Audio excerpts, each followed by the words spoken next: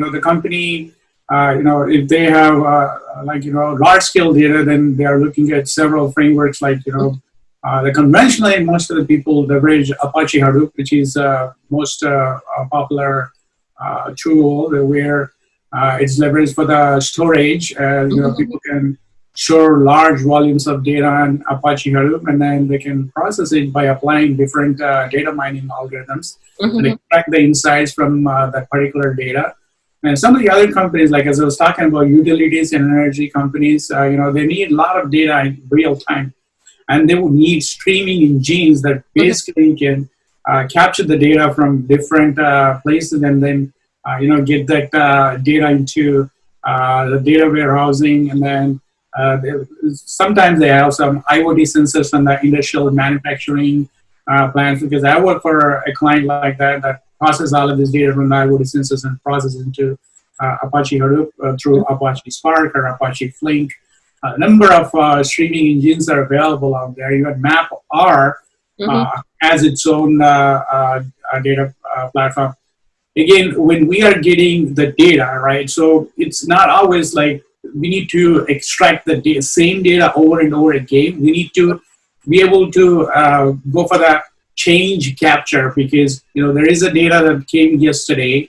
And again, if you are retrieving the data, we don't want to retrieve the same data again, because it's going to double up the whole volume.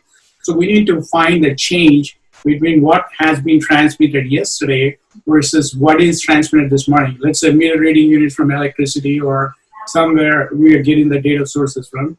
So that there is a data change capture tool called Debezium that actually captures the data and then puts it into any of these data storage units.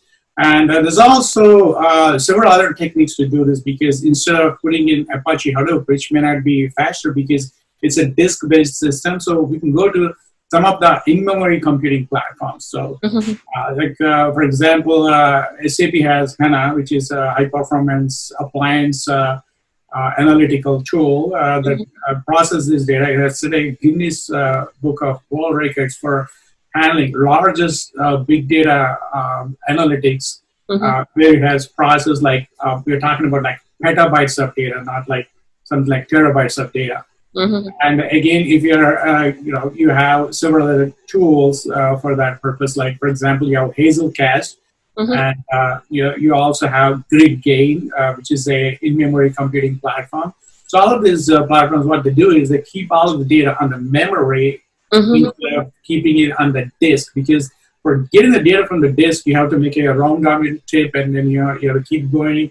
You have a lot of SQL engines, you have no SQL engines to extract the data from these data sources and get the data into your data warehousing location. So it's going to be very complicated extracting all of this data.